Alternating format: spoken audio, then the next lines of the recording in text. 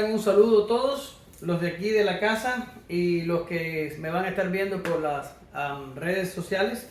Hoy Isa se me cambió de puesto y ahora nada más tengo a Angel de frente y todos los demás de lado. Voy a salir de aquí con un dolor en el cuello. Ok, pues gracias a Dios, ya estamos en el domingo 11. ¿Lo ves, Isa? Estamos empezando de la misma forma de siempre a estudiar el catecismo de Heidelberg. Y Papi, todo es que siempre lo estuvo así.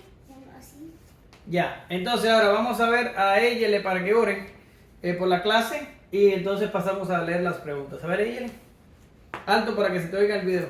Señor, gracias por este día, gracias que tú nos has guardado, Señor, gracias que tú nos has bendecido, gracias que hoy podemos aprender de tu palabra. Guarda a los que van a ver este video, que lo entiendan y que si el que está viendo este video y no sea cristiano, se vuelva cristiano y empiece a creer en ti y que vaya a la iglesia. Gracias que hoy pudimos algunos ir a la iglesia, Señor, porque nadie sabe cuándo o nunca. En el nombre del Señor, gracias. Amén. Amén. Bien. Papi, ¿Qué? El timer. El timer. Ok, vamos a ver las preguntas. El timer de Isa, vamos a darle para adelante. Y vamos a ver las preguntas. Yo voy a leer la más corta para que ella no proteste. Y entonces ella le lee la más larga. Primera pregunta, 29. ¿Por qué el Hijo de Dios es llamado Jesús, que significa Salvador? ¿Creen realmente en el único Salvador Jesús, quienes buscan su salvación en sí mismos, en los santos o en cualquier otra parte? Muy bien. Entonces, vamos a comenzar. Nos vamos a ir de aquí. Y vamos a comenzar. Bien, la clase de hoy es bastante fácil porque las cosas que vamos a estar hablando ya las hemos visto de cierta manera en clases anteriores, ¿ok? Pero así lo hicieron ellos y así lo respetamos nosotros. Vamos a recalcar, y si le tuviera que poner un título a esta clase, le pusiera... Yo sé, ¿Qué? de Dios Hijo y de nuestra redención. Bueno, si le tuviera que poner un título, le pusiera... ya se me fue el título por culpa tuya. Jesús, el único camino a Dios. Jesús, el único camino a Dios. Porque eso es exactamente lo que los hermanos están tratando de explicar en estas dos preguntas. Ahora, ella le tiene razón. Ya estamos ya pasamos por, ¿se acuerda que hicimos aquellas tres divisiones? Dios el Padre, Dios el Hijo y Dios el Espíritu Santo. Y estuvimos viendo que la parte que lo que le toca a Jesús es la redención. Bien, pues hoy empezamos a hablar de la parte de la redención y vamos a ver a Jesús como único camino a Dios o como único camino al Padre o como único camino a la salvación. Pero vamos a empezar por parte. La pregunta del catecismo dice, mamá, me va a hacer falta que me vayas a buscar Mateo 1:21.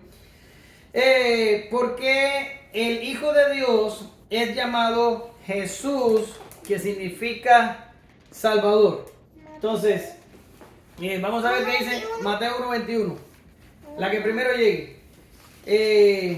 Ahora vamos a ver el texto y enseguida vamos a entrar. Dará a luz un hijo y llamará su nombre Jesús, porque él salvará a su pueblo de sus pecados. ¿Lo ven ahí? Y llamará su hijo Jesús, porque él salvará a su pueblo de sus pecados. Y es Mateo 1:21. Ahora, vamos a hacer un poquito de recordatorio. Y se acuerdan, no sé si se acuerdan, pero creo que sí se acuerdan, de que yo siempre empezaba aquí con algo y que dejamos de hacerlo.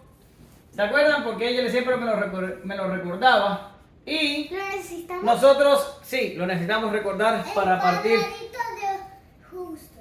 Dios es justo, ¿verdad que sí? Ahora, todos sabemos que Dios puso al hombre, ¿dónde? ¿Dónde puso al hombre? Lo puso en Edén, ¿verdad que sí? Y le creó un huerto y allí puso al hombre y lo sujetó a lo que nosotros conocemos como el pacto de obras. ¿Ya? Pacto de obras. El pacto de obras, ¿qué decía? Si el hombre obedecía, iba a vivir. Si el hombre pecaba, ¿qué iba a pasar a ella? Iba a morir. Iba a morir. Eso básicamente es el pacto de obras. Y le dio Dios también al hombre una mujer, ¿verdad que sí? Y yo sé que Isa se burla de mis dibujos, pero no hay manera, estos son los míos, no hay otra cosa. Ahora, Dios los puso allí en el Edén y les prohibió que comieran de el fruto de un árbol, ¿verdad que sí? Y esta pareja comieron del fruto. ¿Y qué pasó enseguida que comieron el yelé? La humanidad La humanidad cayó, ¿ya? Y cuando la humanidad cayó, de aquí en adelante, todos los hombres, ¿qué son ellos? Son pecadores. Muy bien, ellos. Son Esto pecadores. es como de las otras clases. ¿Verdad que sí? Ahora, esto hace que la situación de la humanidad sea precaria y sea desesperada, porque al hombre caer en el huerto del Edén, toda la humanidad cayó con él, y por tanto todos los hombres vienen a este mundo pecadores, y porque vienen a este mundo van a pecar, porque pecadores son, y cuando pequen van a ofender a Dios justo. ¿Y cuál es el destino? El destino de estos hombres, Angeline. ¿Cuál es el destino de todos los que pecan? Papá. Infierno. Infierno. Yo voy a poner muerte eterna, para que suene más teológico, pero tiene razón, eterna, es una N. Tiene razón, es el infierno. Ahora, tenemos que este es el destino de todos los hombres, pero ya vimos que Dios es justo. No, sí, justo, y está enojadísimo. Dios Y está enojadísimo con todo esto que yo acabo de describir. Pero Dios, en su misericordia, decidió salvar, a ver, échele, a todos los hombres, a una parte de los hombres. A una parte. Por tanto, Dios decidió salvar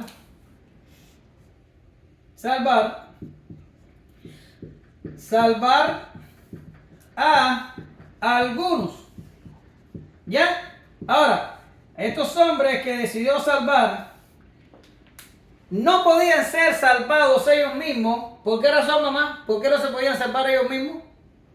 Porque estaban en pecado. Porque no querían, ¿verdad? El hombre, Pablo dice que no entiende la ley de Dios, no se sujeta a ella, no quiere la salvación, no quiere a Dios, no busca a Dios, ni nada por el estilo. Por tanto, cuando Dios trata de salvar a alguno de esos hombres, no puede usar a ninguno de esos hombres. ¿Por qué razón? Porque están descalificados. Primero, no quieren la salvación. Segundo, no se pueden ofrecer en sacrificio para cubrir la justicia de Dios, porque ellos mismos son pecadores. A ver, Eyele. Yo que soy pecador y yo quiero la salvación de Dios, ¿cómo van a decir que yo no quiero la salvación de Dios? Ok, pero tú la quieres ahora porque eres creyente. Y a ti te ha tocado creer en edad muy joven. Pero hay gente que no es creyente y que no quiere la salvación. ¿Lo entiendes? Entonces, ahora, Dios decide salvar a algunos, pero no puede agarrar de estos pecadores que están aquí. No los puede agarrar. ¿Por qué no los puede agarrar? Porque no son candidatos para garantizar la salvación de los pocos que Dios quiere salvar. ¿Por qué razón? A ver. ¿Ese es Adán y Eva? Sí, estos dos son Adán y Eva. Sí, ¿te gusta? Bueno, es todo lo que yo puedo hacer. Ahora, para salvar a algunos, Dios necesita pagar la deuda. ¿Cuál deuda? La deuda del pecado. ¿Estás prestando atención, Angel? Sí. La deuda del pecado. ¿Y por qué tienen una deuda con ¿Y con quién es la deuda del pecado? Con Dios, que es justo y que está ofendido por nuestro pecado. Por tanto, necesitamos a alguien que pague la deuda para que la justicia de Dios sea restablecida. Esto es conocimiento trazado, ya lo vimos ya. Y necesitamos a alguien que gane la salvación. Para estos algunos que están aquí, a los cuales Dios quiere salvar. Ahora, pagar la deuda es un problema, porque todos los hombres son pecadores, pues no pueden pagar ellos por otros si ellos mismos tienen pecado. Y alguien que gane la salvación, ¿verdad? Aquí en el pacto de obras, ellos tenían que obedecer un solo mandato. Ahora, la ley moral tiene 10 mandatos.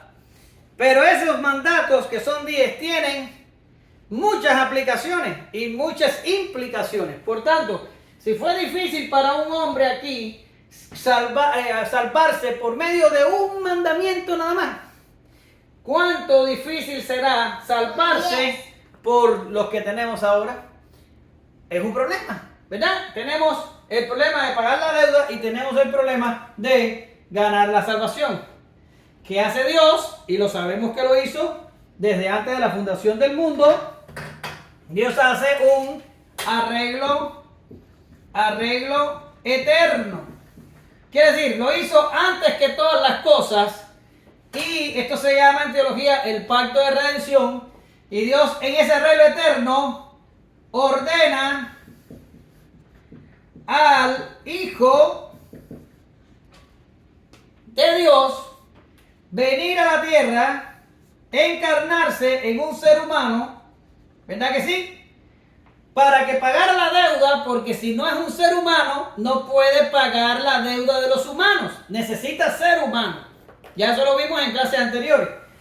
Entonces Dios el Padre ordena al Hijo que venga para que pueda pagar la deuda. ¿Y cómo se paga esa deuda, ella? Muriendo en la cruz. Muriendo en la cruz, muy bien. Y tiene que venir también a vivir una vida como ella.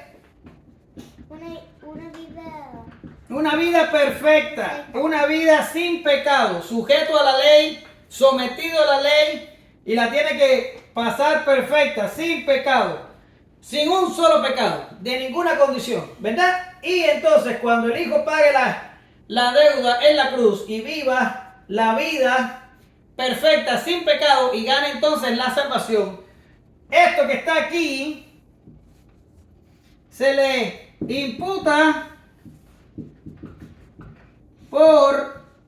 ¿por qué ella? ¿Por Dios? Por fe a Papi, los que Dios quiere salvar. papi, ¿qué A ver. significa imputar?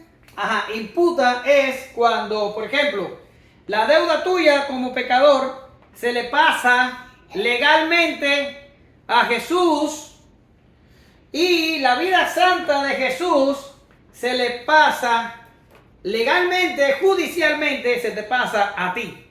Es que hace día tú me dijiste que imputa. ¿Qué?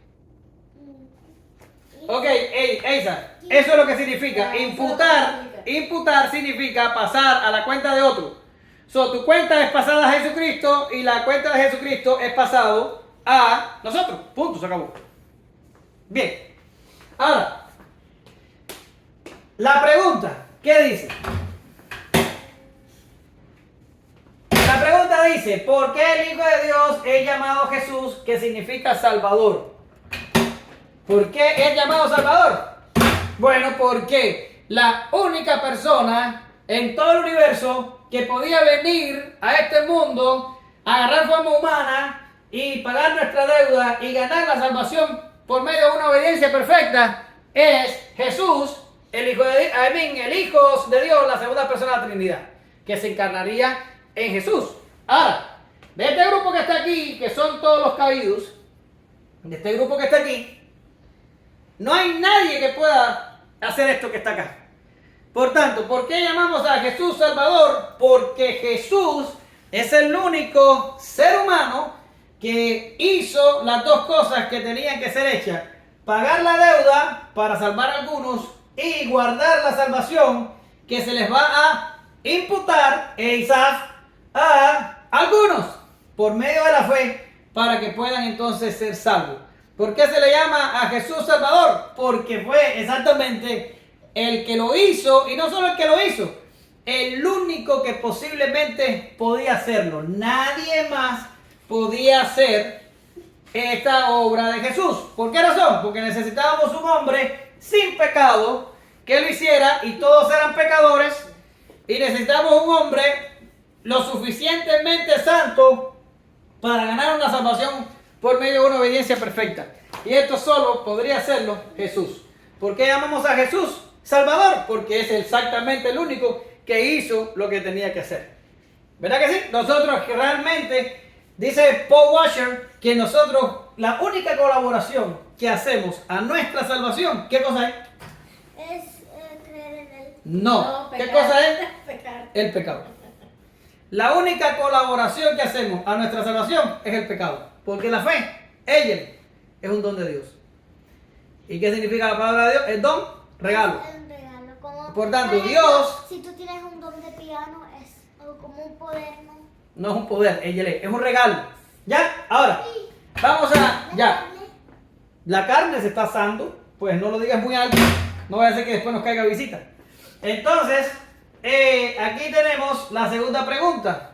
Y voy a darles un poquito de contexto en la segunda pregunta. Dice, ¿cree realmente en el único Salvador, Jesús, quienes buscan su salvación en sí mismos, o en los santos, o en cualquier otra parte? Ahora, vamos a dar un contexto de esto.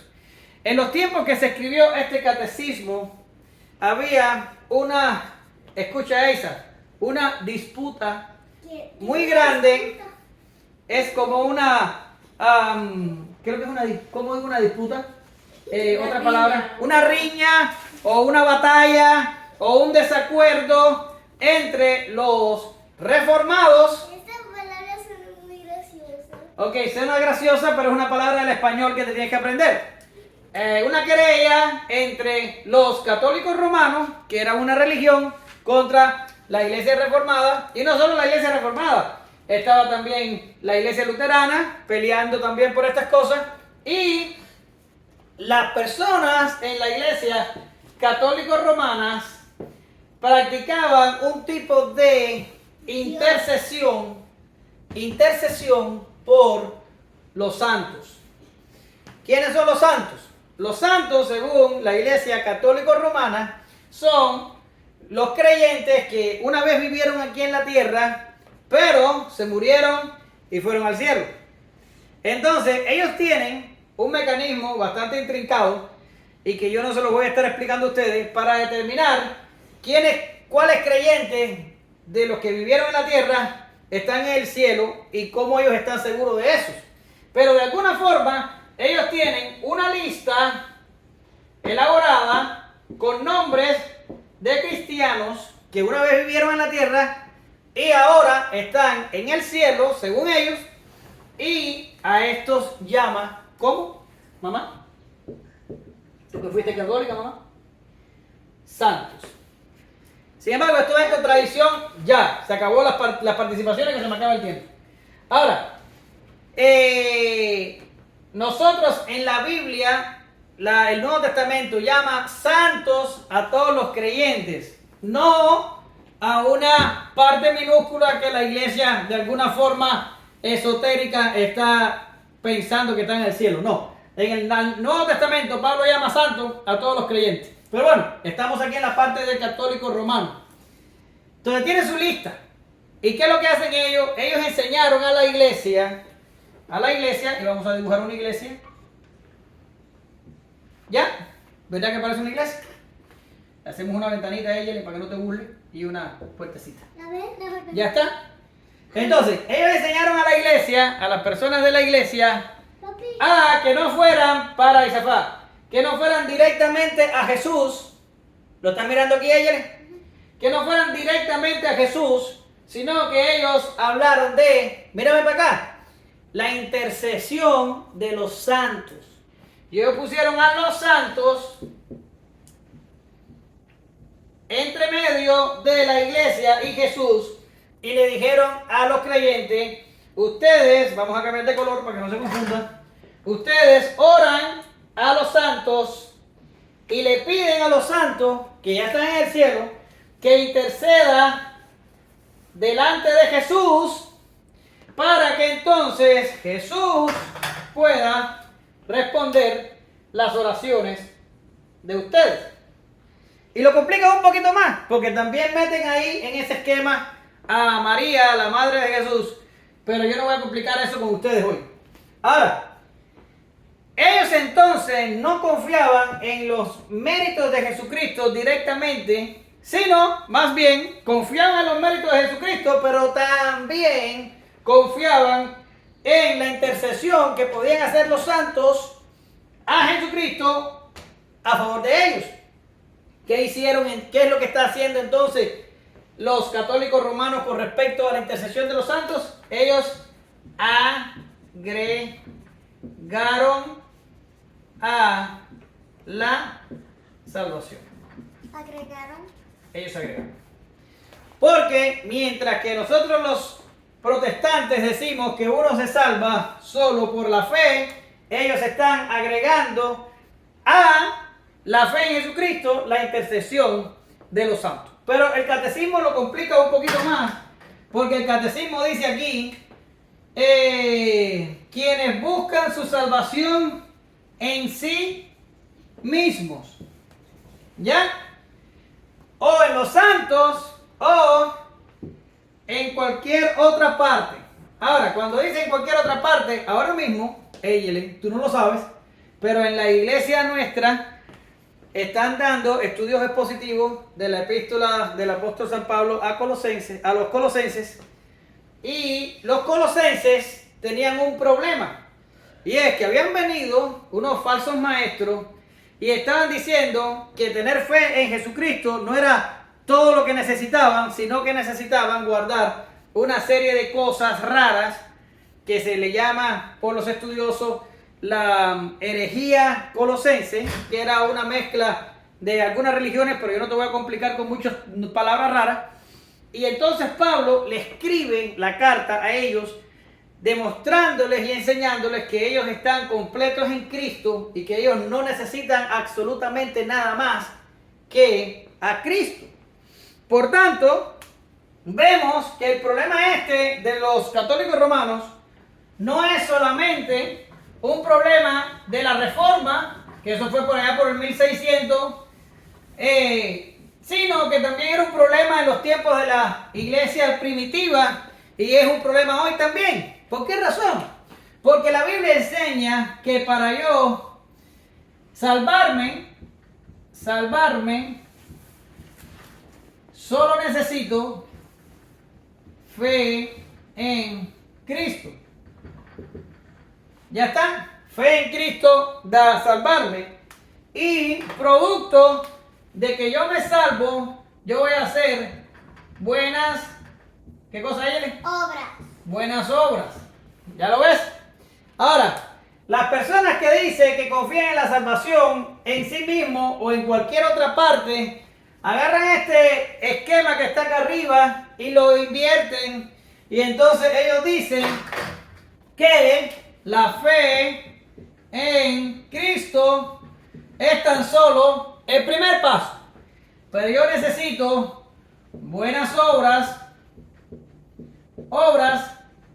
para entonces salvar. ¿Verdad? Entonces, una persona que practica este tipo de doctrina de la salvación es un, ¿qué cosa, mamá? No sé. Herejía. Hereje. Ya deja de ¿Ya? ¿Por qué razón? Porque está añadiendo obras a la fe en Cristo cuando la Biblia dice que lo único que nosotros necesitamos para salvarnos es la fe sola en Jesucristo. ¿Lo ves? Entonces, la pregunta dice, ¿creen realmente que el único salvador, quienes buscan su salvación en sí mismos, en los santos o en cualquier otra parte? Bueno, ellos lo que hacen es agregar obras aquí. En este caso la intercesión de los santos y otra pila de cosas más que hacen. Y hay otras religiones que ponen también unas cuantas cosas aquí. Pero lo que están haciendo es añadiendo a lo que se necesita. Cuando Efesios dice claramente que la salvación es por medio de la fe. Y después dice una frasecita muy importante y dice, no por obras para que nadie se gloríe. Entonces la respuesta a la pregunta sería, ¿creen realmente en el único Salvador? No. ¿Por qué? Porque no creen que Cristo es... Único. No creen que Cristo es... Suficiente. 100 puntos, mamá. No creen que Cristo es suficiente. ¿Lo ves? Pero Cristo es suficiente. Jesús es suficiente. La obra que hizo es todo lo que nosotros necesitamos para ser salvos. No necesitamos intercesión de María. No necesitamos intercesión de los santos. No necesitamos hacer ninguna obra. No necesitamos confiar en ningún otro. Nosotros necesitamos creer en Jesús como nuestro Salvador, quien no solo pagó la deuda, sino que ganó la salvación para su pueblo. Y eso es absolutamente todo lo que nosotros necesitamos. Jesús es suficiente. Ahora, al Jesús ser suficiente, Jesús se convierte en el único camino a la salvación. Puede que haya una persona que me vea online y no le guste esto que yo estoy diciendo, y no le guste, pero eso es como Éyele, una historia que tú has estado leyendo. No sé si estás en el mismo libro, pero hay una parte de las crónicas de Narnia que dice que la niña se acerca a un estero, a un estanque, y trata de tomar del agua, pero cuando va a tomar del agua se encuentra con el león. Y la niña dice, solo quería tomar del agua. Y el león le dice, adelante. Y la niña le dice, pero es que si me acerco al agua, me acerco a ti, si me acerco a ti, ¿me vas a comer? Es en el primer libro. Hace muchos años que lo leí, pues a lo mejor te estoy cambiando un poco las palabras, pero ella le dice al león, ¿has comido niños? Y él dice, he comido niños, hombres, mujeres, reyes, imperios, he comido de todo. Y entonces ella le dice, entonces creo que voy a buscar otro estanque. Y el león le dice, no hay otro estanque. La niña o pagaba el riesgo con el león y tomaba agua, o se quedaba sin agua porque no había otro estanque. Así pasa con Jesucristo. El que quiera la salvación, el que quiera salvarse del justo juicio que va a venir sobre los hombres cuando mueran o en el día final, tienen que confiar en Jesucristo. Él es el único camino al Padre. Es el único nombre dado a los hombres en el que podamos ser salvos. No hay otra manera, no hay otro camino, no hay otra senda, no hay otra puerta. Él es todas esas cosas. Dios es, el Hijo de Dios es nuestro camino al Padre. Y hoy aprendiste dos palabras. ¿Cuáles? Imputa Y disputa. Imputa y disputa. Bien, ok. Eso. Vamos a terminar ya. Y hoy estamos portándonos muy bien. Nos sobraron 3 minutos, pero si sobran, mejor. 3 segundos. 3 minutos. 3 minutos y 1 segundo. Así que vamos a orar para terminar la clase. Y como esta semana nadie me dio evidencias de que vieron el video o hicieron la tarea, ni siquiera los de aquí de mi casa, no vamos a hacer saludos. Vamos a orar. Gracias te damos, Señor, por Jesucristo. Gracias porque tu Hijo es el único camino a ti. Es suficiente y es todo lo que necesitamos. Bendice a mis hijos aquí en la casa. Escribe esta palabra en sus corazones y que ellos nunca olviden que Jesús es el único camino a ti, es el único Salvador. Señor, a los que me van a ver en internet, bendícelos también, bendícenos a todos y que podamos tener una placentera semana. En el nombre de Jesús, amén. Gracias, Señor.